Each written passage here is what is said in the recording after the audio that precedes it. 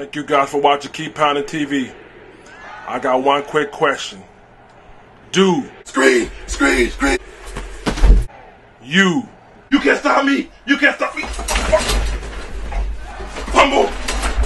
love the Carolina Panthers We did it! We did it! like I love the Carolina Panthers.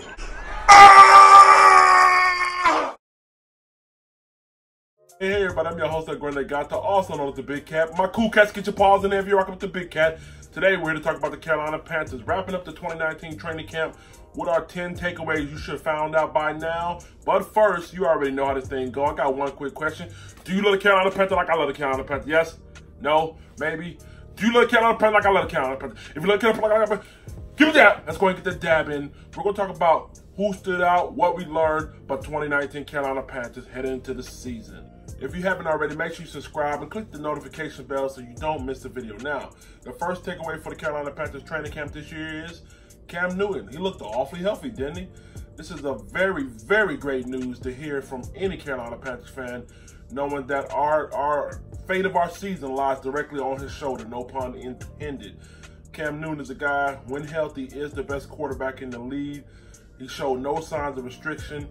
If you remember, at the start of camp, they kind of had him on a pitch count. Got away from that. Looks healthy. Looks like he's ready to go. Deep throws, mid throws, short throws. He has done it all in training camp. Ready to roll.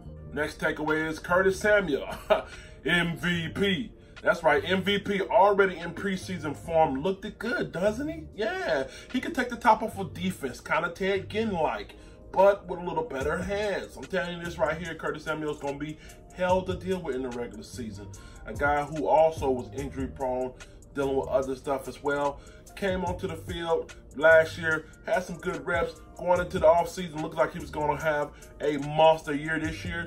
Already off to a good start when it comes to training camp, blowing by people on defense. And listen, I just offer a word of caution when it comes to Curtis Samuel. I know he's the training camp MVP, but let's not forget, you know, training camp, you still got vanilla defenses and practice defense, so you're not really seeing nothing too exotic. All right, so when he comes out here in the regular season, he's doing it against these elite defense. I'll give him his full praise, but right now I still give him his love, though. I'll still give him his love. Just to see that in practice looks amazing. He's gonna be fine. Our offense will be hell to deal with this year. Between him, Moore, Christian McCaffrey, Cam Newton, pick your poison. Next up, that offensive line looks healthy. The offensive line is set. We got Taylor Moton, right tackle, right guard, Trey Turner, Matt Paradise, Gangsta Paradise. Left guard, you got Greg Van Roten. Left tackle, you got Darrell Williams. We set. Offensive line looks settled in. It looks like they're ready to build a Fortnite around Cam Newton.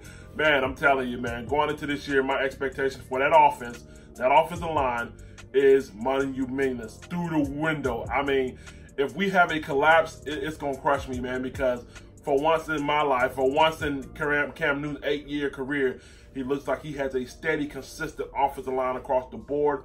Even got a little depth back there with Greg Little and Dennis Daly. So finally, we got the offensive line that he needs to keep that shoulder healthy, shoulder protected. Now it's up to Cam to make the right read and get the ball out on time. But offensive line-wise, check that off the board. No more excuses. Fourth takeaway for the Carolina Panthers training camp is Greg Little and Dennis Daly have proven to be needed depth at the offensive line. Now, if you know, when it comes to Greg Little, he started off training camp with a lot of questions around him. He didn't do very well, but last week against the Chicago Bears, again, started off slow, but as the game progressed, he got better and better. He's a guy, with time, will be an elite tackle. Right now, he's not quite there. I'll say this right here. If we had to have an offensive lineman go down, I believe he could fill in and do a suitable job. I think he could do an admirable job. He strikes me as a guy that, with the proper playing time and the proper practice reps, he could be elite. But he's coming, and he's giving us depth, along with Dennis Daly as well. Number 5, the 3-4 defense was on display in training camp. A lot of flexibility, a lot of creativity, a lot of things you can do between Gerald McCoy, Bruce Irvin. All the new guys have showed up, and not only have they showed up, they have made an impact. I even heard one reporter say Bruce Irvin has an edge about him. Oh, mean, nasty. I like it. Edginess about him. So 3-4 defense was on display. Expect for the new guys to contribute. They weren't brought in here to be cheerleaders or to ride out on victory lap. They were brought in to make an impact, and that's what you can expect out of these guys. And they have been doing it all training camp long. Number 6, Brian Burns. Ooh, feel the heat, don't you? Brian Burns has proven all his worth in that 16th pick at the Carolina Panthers draft. Listen, Brian Burns so swift, naturally quick, a guy who can get in and out of his cuts and his breaks. My man can do it all. Now, like I said, he's going to be good, but he can be great if he beef out. They beef him out. Somebody take him to Arby's, get him an Arby's double stack barbecue brisket. I had one for last night. Get him a couple of them, hit him in that weight room, pump him out. If you put some strength and some size, bulk him out with that speed, shit. Brian Burns is going to be hell to deal with already. But if you do that, he's going to be looking like a Dwight Freeney or some other perennial legendary pass rushers in the past. But so far, so good. Naturally quick, naturally swift. He's going to be hell to deal with. Number 7 and number 8, Greg Olsen looks healthy. He's ready to go this year. I believe this will be his final season. I think Greg Olsen, like I said before, I'm not expecting much out of him. I believe because of that foot, and not only his foot, because of old injury, I believe he's ready to hang it up after this. I expect him to come in and be very serviceable. You know, do about 400 or 500 yards receiving, maybe 3 or 4 touchdowns. Anything more than that is a surprise to me, but he is healthy, so anything can happen when a guy's healthy. Number 8, Kyle Allen. Experience trumps talent, okay? So Kyle Allen has showed that he has plenty of experience, feels comfortable already in this system, while Will Grier has a learning curve yet.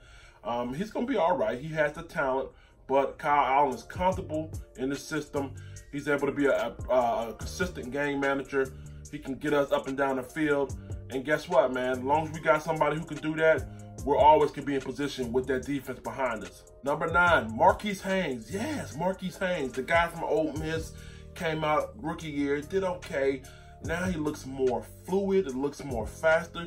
He looks like a natural fit in that 3-4 defense. Had 2 sacks against the Bears. He looks awfully good, awfully quick.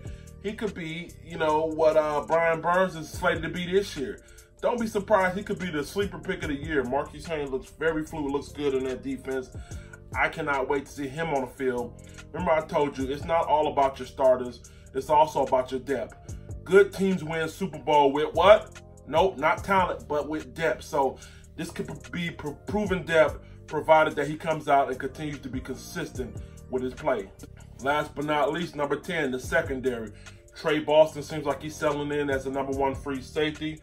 Rashad Golden flashed against the Chicago Bears. I think his confidence is growing.